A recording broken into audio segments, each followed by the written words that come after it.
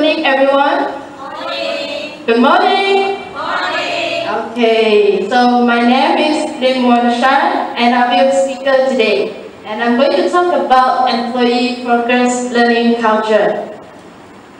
And what is training? Training is actually a systematic development of employee skills, abilities, and knowledge for optimum enhancement of productivity. And it ensures the full utilization of human resource within an organization.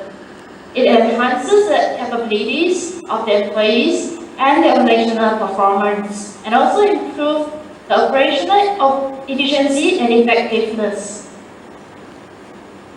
And the importance of my three chosen topics.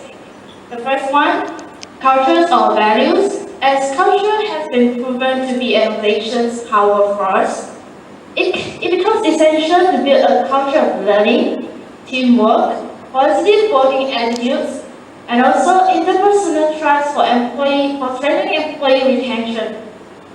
And second, organizational learning and learning organizations refers to a change of cognition or error detection to learn from failures and enhance the organization's power of adaptation. And third, human resource development strategies are to promote training and development, organization development, and also career development. However, nothing can be effective if without the support of the strong company culture, as the culture influences how people think and behave. And the reason that I've chosen the topic, that's the reason that I've chosen the topic of culture or values.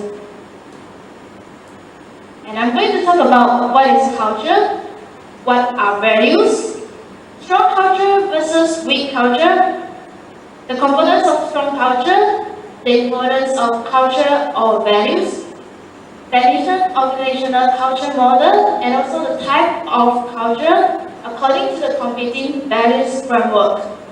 And talk about culture, does anyone know anything about culture? Anything about culture? Culture is about different races. Culture is about different races. Yes, races. Anything else? About values. Values, yes. Language. Anything else? Symbol, yes. And you are right. According to the entrepreneur.com, company culture is a blend of values, beliefs, taboos, symbols, rituals, and myths all companies develop over time. And culture is how organizations do things. In large part, it is a product of conversation. Organizational culture is a civilization in the workplace. And according to Professor Hofstede, there are three factors that determine employees' behaviors within the workplace, which are first, organizational culture, where values are shared throughout the organizational levels and manifest in the job performance or company's practice. Second, national culture, which is influenced by the external environment changes like political, economic, social, and technological. And third, occupational culture, which is developed through social interaction and involves a shared experience with a group within a group with similar occupational backgrounds. And why cultures? Stewart Douglas mentioned that an organization's norms or values with a strong impact to improving organizational performance and driving profitability are the places first to look. And a study on the effect of organizational culture on the company's growth in revenue, employment, stock price, and net income has been conducted and found that the firms with performance-enhancing cultures has grown much higher than the firms without performance-enhancing cultures. And this study shows that the adoption of strong company culture that facilitates to the changing environment can lead to the strong financial results. And talk about values. Can you guys please give me some examples of values? Yes. Honesty. Sorry. Honesty. Honesty. And what else? Besides honesty? Responsibility. Responsibility. Yes. Responsibility. Respect. Respect, yes. Anything else? Trust. Trust, yes. Openness. Openness. Teamwork, yeah. Okay, so I'm sure you guys know what are the values, yeah? And an organization with strong culture allows these values to be widely shared throughout the organizational levels, and employees will have a broader knowledge about the company history and strong identifications of culture. Whereas organizations with weak culture, the values are shared by the few, probably the top management only, and employees will have little knowledge about the company history and weak identifications of culture. According to Harvard Business Review, the common components of strong cultures include first, vision. A great culture starts with a vision or mission statement, which articulates an organization's purpose. And second, values, which can be the core of an organization's culture. Third, practices. The importance of values are preserved if only they are enshrined in the company's practices. And fourth, people. No one can build a coherent culture without people who either share the core values or possess the ability or willingness to embrace those values. Therefore, human resource can be considered as the greatest or most valuable asset for every organization. And lastly, the power of narrative. Story refers to the narrations of a change of events, and telling stories can be a simple and universal way to communicate and transfer the knowledge.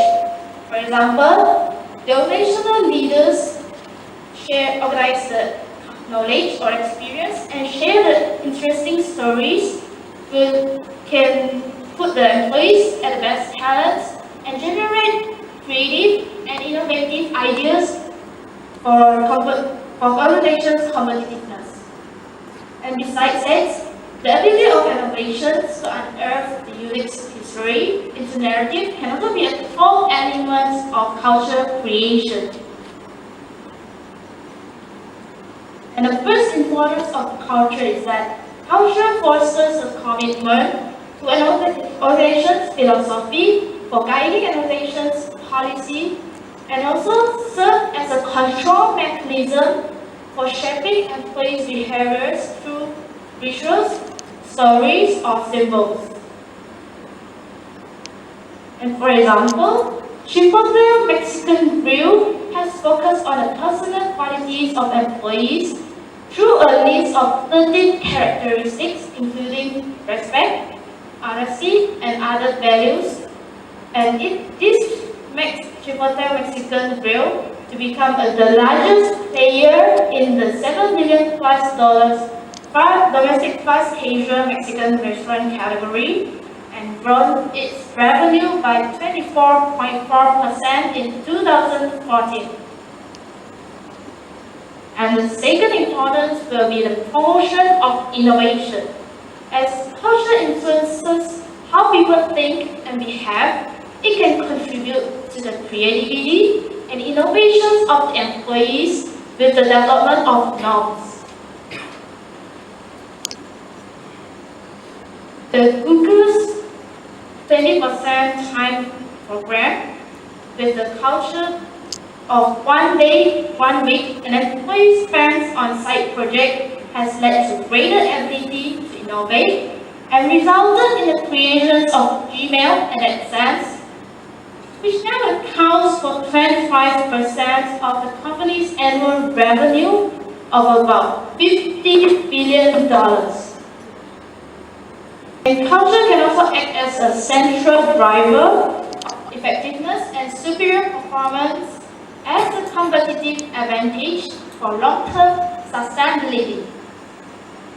According to Professor Hasek, the companies with strong cultures such as Microsoft or Google are the top performers of 2011 World's Best Multinational Companies, and these culture-driven companies can account for an increase of 20% to 30% of the corporate performance and also lead to greater job satisfaction if compared to those culturally unremarkable competitors. Culture is also critical in talent retention, as companies rank culture at 80% and retention at 70% when asked which elements of workplace commitment most benefit daily operations. A Columbia University study shows that the probability of job turnover of a company with a strong culture is only 13.9%, whereas the job turnover at a company with weak culture can be 48.4%, which is about 34.5% higher than the companies with strong culture. And Zappos, as an online or shoes shop based in Las Vegas, offers new employees $2,000 to quit after the first week of training, because they only want those who absolutely love the organization's culture to stay. However, the results show that 97% of its employees did not take the offer and choose to stay. And according to the competing values framework, there are 4 types of culture: clan culture, aristocracy culture, hierarchy culture, and market culture. And the fundamental assumptions of Denison organizational culture model provide the foundation from which more surface level cultural components like values or observable artifacts are derived. For example, Ritz-Carlton Hotel has demonstrated as a role model of overall industry by achieving the low employee turnover rates of 21%, more than twice as low as the industry average of 45%. And it has become one of the largest luxury hotel chains today.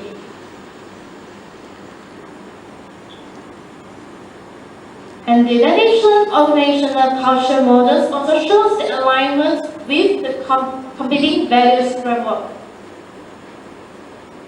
First, adaptability, which is the ability of organizations in scaling the external environment for meeting the ever-changing customer needs by creating change, focusing on customer, and through organizational change. This is aligned with the aristocracy culture with the assumptions that change fosters the efficiency, the change fosters the creation of new resources to do things first due to the dynamic nature in a turbulent environment. And second, missions. Missions is to develop a clear sense of purpose through providing strategic direction and intent, goals and objectives, and vision to shape career behavior by envisioning a desired future state. This is aligned with the assumption of the market culture that achievement-focused producing competitiveness and emphasizing on results and productivity to do things fast towards sharing the profitability, towards maximizing the profitability and shareholder value. And third will be the involvement, which means the degree of which organizational members are engaged in pursuing the missions and working collaboratively with each other towards achieving the organizational goals. And this is through employee empowerment, team orientation, and capability development. And with the assumptions of clan culture, which assumes that human affiliation, producing effective employee behaviors, and focus on teamwork, employee commitment, and involvement to do things together. And the last one will be the consistencies. The organization's highly consistent values and stable internal systems can support problem solving, efficiency, and effectiveness throughout the organizational levels. And this is true with its core values, agreements, and also coordination and integration with the strict adherence of an organization's rules, policies, and procedures to do things right. And in conclusion, a strong organizational culture can enhance learning capacity and promote learning culture among employees, which can contribute to the organizational learning and human resource development, which will have the effect of an organization's productivity, profitability, and also sustainability. The organizational culture cannot be achieved without simultaneously developing the common shared goals and learning within the organization. And it can lead to an effective strategic human resource management, which helps to ensure that employees understand the strategic importance of adopting learning as a core value within an organization. And it will be the Q&A sessions. Does anyone have any questions for me? Yes? Can you tell me why organization culture is better than national culture and then the occupation culture? Okay, so according to Professor Hofstede, the organizational culture was the most crucial factor that determined organization's success than the national and occupational culture. And the organizational culture was based more in the differences in norms and shared practices which was shared at the workplace and considered as valid within the boundaries of an organization. Any other questions? Thank you. Yes. One of those values of integrity is important. Okay, integrity. So, integrity can be considered as one of the most mentioned values in large multinationals around the globe, and it has been ranked as the top 5 values in the Swedish corporations. I'll give you an example of a real case, which is the bankruptcy of Enron, the world's dominant energy companies. In 2001, due to its shady accounting, huge amount of debts, and it resisted to provide information to the shareholders who were doubtful of the financial reports. And this has demonstrated the importance of business integrity and credibility, or specifically trustworthiness, when the stock values has declined by 40% and resulted in the loss of confidence among the investors. Any other questions? How does culture increase employee commitment directed towards organization performance? Only with a basic and complete understanding of organizational culture, employees will be more willing to commit themselves into the organizations. And a strong culture will covers a mission or vision statement for developing a clear sense of direction and promoting the shared goals within the organization. And a powerful vision focuses on future orientation, stability, consciousness, and also anticipates the challenges in the dynamic business environment. Any other questions? Yes? What happens to the organization if it is without a strong learning culture? In my opinion, there is definitely a need to carry out human resource development strategies effectively with the complement of strong culture, because the provisions of training will be ineffective if it is without a strong learning culture within an organization. And I have browsed through some studies, and they show that less than 20% training transferred to the workplace, and up to $131 billion has been wasted on unused workplace training within the organizations without developing strong culture.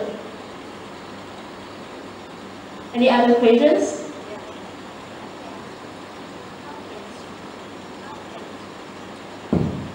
can strong company culture contribute to employee retention?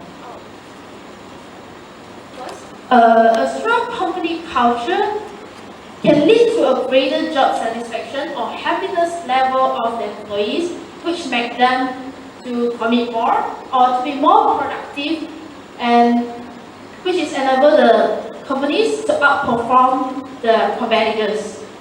And based on an article that I have viewed last few weeks, because 37% increase in employees' happiness has fostered a more effective working productivity and makes it one of the largest technology companies today. Any other questions for me? If no, that's all from me, and thank you very much. Please believe that you are the best and you can do it. Thank you.